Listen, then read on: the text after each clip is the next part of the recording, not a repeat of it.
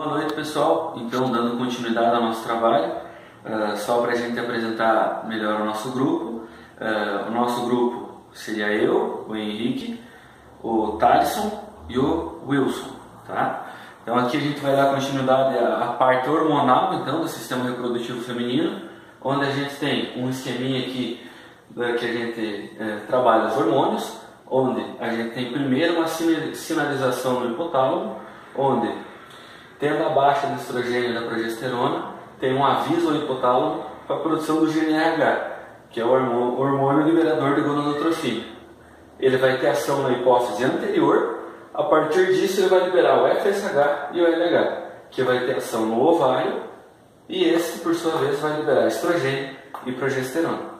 Quando esses aqui estiverem muito altos, vai ter o feedback negativo, tanto na hipófise anterior quanto no hipotálamo, para reduzir o GnRH, o FSH e o LH. Então diminuindo a produção tanto do estrogênio quanto da progesterona, que seria no final do ciclo estral. Apresentando o ciclo aqui para vocês, então a gente tem a diferença do FSH do LH, do estrogênio e da progesterona, aonde a gente tem no começo do ciclo estral, que seria o dia zero, considerado aqui, fosse o caso de humanos, o dia da menstruação.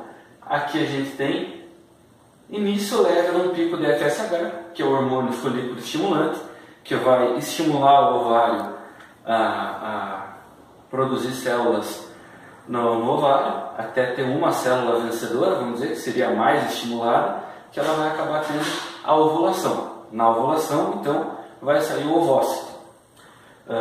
Então tem o pico do FSH, e na ovulação, que seria nos 14 dias, a gente tem um pico do LH, que é o hormônio luteinizante, que trabalha na ovulação e na formação do corpo lúteo. Como a gente mostrou antes no trabalho, o corpo lúteo lá no sistema reprodutor feminino para vocês. De outra mão, a gente tem o estrogênio e a progesterona. O estrogênio é o hormônio que estimula a cicatrização. Iniciando o trabalho, então, aqui a gente tem 3 sistemas reprodutores, 2 de suínos, 1 de bovino, sendo aqui que a gente tem o de suíno já aberto no canal vaginal, na vulva, e um inteiro que a gente acabou não fazendo a incisão. O de bovino também está aberto, tendo também aqui exemplificado a textura rugosa do canal vaginal do aparelho. E aqui a gente começando falando um pouquinho dos ovários. Esse é um útero que tem o feto já está fecundado, tem o feto. Aqui a gente tem o ovário, que tem o corpo lúteo.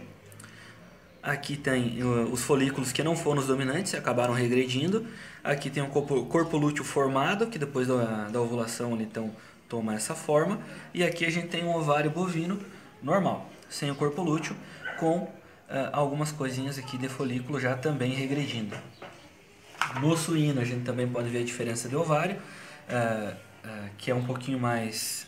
é como se eu tivesse várias pequenas bolinhas aqui, então ele é todo cheio de várias bolinhas. Depois do ovário a gente tem as tubas uterinas, que são responsáveis para levar o óvulo até o corno uterino, e o espermatozoide até o ósseo também, e depois o embrião até o corpo uterino, que fica localizado nessa região. Para exemplificar o aparelho como um todo, então, o ovário, as tubas uterinas, o corno uterino, o corpo uterino, cérvix, canal vaginal, vulva. As tubas uterinas, como a gente estava falando antes aqui, elas são responsáveis pelo transporte do ócito, do ovário até o útero, do espermatozoide em direção ao ócito e do embrião até o útero. Normalmente a tuba uterina em bovinos, que seria o outro aparelho aqui, mede 25 centímetros, mas é variado de tamanho dentro das espécies. Deixa eu só virar aqui um pouquinho. Aqui estaria o óvulo e as tubas uterinas. Para levar o espermatozoide até o ócito e o ósseo em direção ao útero. Esses movimentos aqui na tuba uterina são ciliares, ou seja, através de ondas. A ovulação, ela existe no ovário com um número definido de folículos, que pode chegar à ovulação. Os oocistos são localizados no interior dos folículos ovarianos. Temos um aqui e outros aqui. Eles ficam parados durante toda a vida fetal e o pré-púbero, e só voltam a se desenvolver no púbero na fase adulta, quando nós já temos a presença do feto, e a partir disso, os folículos tendem à evolução, eles dependem de todos os hormônios que o animal tende a produzir para o crescimento do feto. A parte endócrina, ele tem uma função desempenhada pelos ovários e a produção dos hormônios esteroides, o estradiol e a progesterona.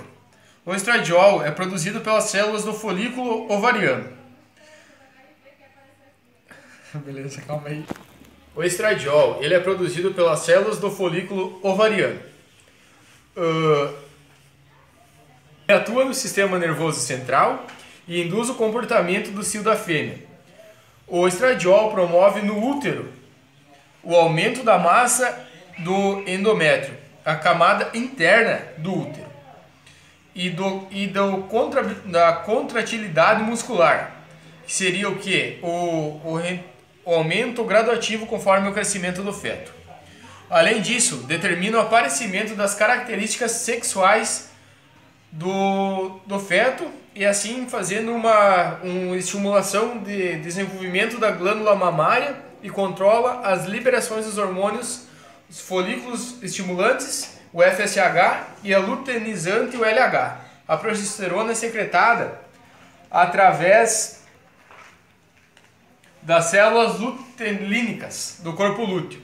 Esse hormônio ele atua no endométrio e assegura a implantação do embrião e a manutenção da gestação, contribuindo para o desenvolvimento da glândula mamária. Altos níveis de progesterona inibe o cio e onde é pró-ovulatória do LH, que é o luteinizante. A partir dos primeiros meses de gestação do animal, os folículos eles tendem a ter um aumento graduativo. O motivo é pelo qual ele está tendo presença do feto. O ovário ele tende a crescer continuadamente até a idade correta do feto para o parimento. A parte exócrina começa assim com o nascimento já existe no ovário um número definido de folículos, que pode gerar uma ovulação. Tá. O útero nos bovinos é composto por 2 cornos, que são nos suínos, eles ficam aqui.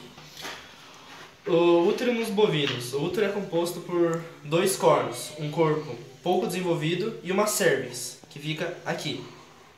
Os fetos se desenvolvem nos cornos uterinos, que nos suínos ficam aqui, né? Essa partezinha aqui. O corpo uterino é um local de decomposição do sêmen, então é ali onde que o sêmen passa pelos processos de ondas, vamos dizer assim, e chegam até aqui. Durante a inseminação artificial, o sêmen é depositado em um dos corpos uterinos, então somente um deles vai ter a fecundação e a eclosão dos ovos. Se durante a inseminação artificial o sêmen for depositado em um dos corpos uterinos, pode ter a redução da chance de ocorrer a fecundação e poderá haver a lesão no útero. Então é muito comum ter lesão no útero depois da fecundação, até por causa de ficar forçando com a pepeta, pode pegar e colocar no lugar errado do que no meio da cérvix. A cérvix constitui um esfíncter que controla o acesso do útero para a vagina e vice-versa, e exibe uma projeção na vagina, determinando a formação do fundo de saco. Além disso, a cérvix é composta por 3 a 5 anéis cartilaginosos, que são bem duros, que ficam aqui. São muito duros. Tá. Além disso, a cérvix, a espessura e a forma são variáveis entre diversos tipos de animais. No bovino, as raças zebuínas apresentam as cérvix mais curtas que a espécie europeia, enquanto as novilhas possuem a cérvix menor e mais fina que as vacas. Antes da implantação do embrião, as glândulas uterinas secretam o leite uterino, substância que nutre o concepto antes do desenvolvimento da placenta. Além da função de nutrição, o útero é responsável pela implantação e pela proteção e o desenvolvimento do concepto até o final do período gestacional. Além disso, os ovários e as gônadas femininas possuem duas funções, a exócrina ou gametogênica e a endócrina. A gente estava falando então, daí tem essa segunda parte, que é a parte hormonal do estrogênio e da progesterona, onde o estrogênio ele estimula a produção de tecido cicatricial num segundo momento, e num primeiro momento a espessura do epitélio, onde a gente vai conseguir ter primeiro preparamento para a ovulação e então a liberação do ovócito, e num segundo momento para a gente conseguir colocar esse óvulo fecundado na parede do epitélio, para ele conseguir ter uma boa estruturação, para conseguir se manter ali e ter uma gestação saudável. Então, aqui, trabalhando, a gente tem um pico de estrogênio, onde vai preparar, como eu falei, o epitélio e depois para ele ter a formação do corpo lúteo e a ovulação. Então, ocorre a ovulação. E aí a progesterona, que também vai ter um pico aqui, para manter esse epitélio bom. Tá? Então, caso não havendo a fecundação, a gente vai ter aqui, logo depois de um período, a redução desses hormônios, e aí no 28º dia a menstruação, e aí volta o ciclo todo lá no começo. Caso houver a fecundação, progesterona e estrogênio vão aumentando com o tempo para manter a gestação adequada.